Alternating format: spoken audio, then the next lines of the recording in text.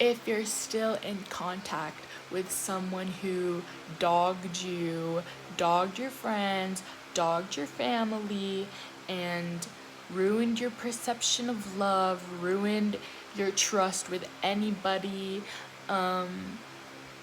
did a lot of things to you in general, then welcome to my channel. Okay, I'm gonna be so real. I went through a lot with my ex, as so did everybody else.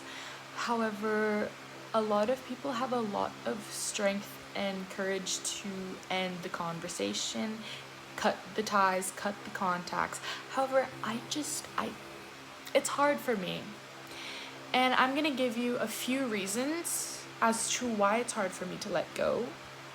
And slowly throughout this digital diary, you guys will know what happened. But this is more of like a healing journey for me. So don't expect me to always be like putting myself up and talking or preaching about self-respect, because I don't have it. Because if I truly did, I would have never talked to him again after everything. But here I am, making a healing documentary so that I can stop talking to him. So if you want to judge me, go judge me. But if you want to heal with me, then keep on watching. And if I have more videos, then watch those too. Let's start. We're gonna call my ex Orange because that's the first fruit I thought of. But basically, it's hard for me to let go because he was my first everything, I guess you could say. I mean, I've talked to people before, but they're not as complex and as serious as Orange was or is to me. And the difference is he was also my classmate for 2 years, and in those 2 years I was also basically with him. We were already exes before, and we just got back together. We decided to run it back, and it's really hard to let go of that. So much good memories. Like, I spent every second with him. If I wasn't physically with him, I was calling him. If I wasn't calling him, I was talking about him to my family. It was good at the start. It was really good. You're gonna hear this quote over and over again. You've probably said this quote before, but it was really, really good when it was good. When it was bad, it was really, really bad. That's a phrase every girl low-key says at some point in their lives, especially when they're going through something when they went through something serious, I don't even know what I'm saying. I just hope you get me. I'm just really ranting here. I'm not really trying to give advice, but if you get advice through it, then God forbid, God bless. Every time I talk about these things, like what my ex did and what I went through, they're always going to be like, why is it so hard for you to not text? Or why are you still texting him?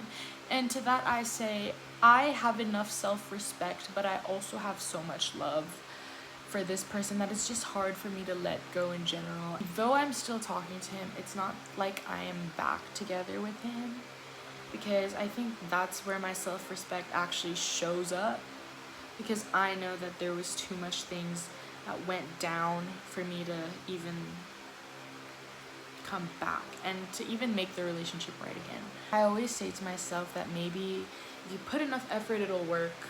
But it's not really about effort. It's not really about love. You can have so much, you can do so much and love so much, but by the end of the day, it's like how much trauma you can tolerate and disregard and heal from.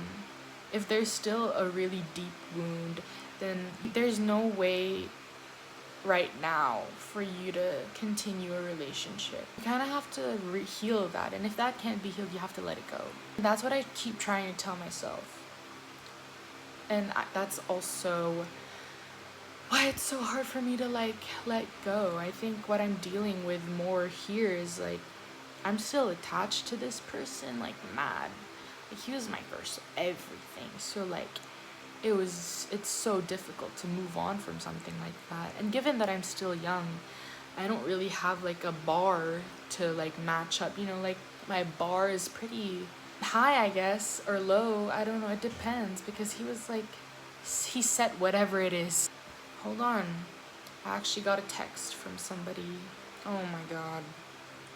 So my ex has a friend, and his friend did something really bad to my friend. They were dating. It wasn't a two-man, It's just best friends dating, but maybe it is a two-man, goddamn.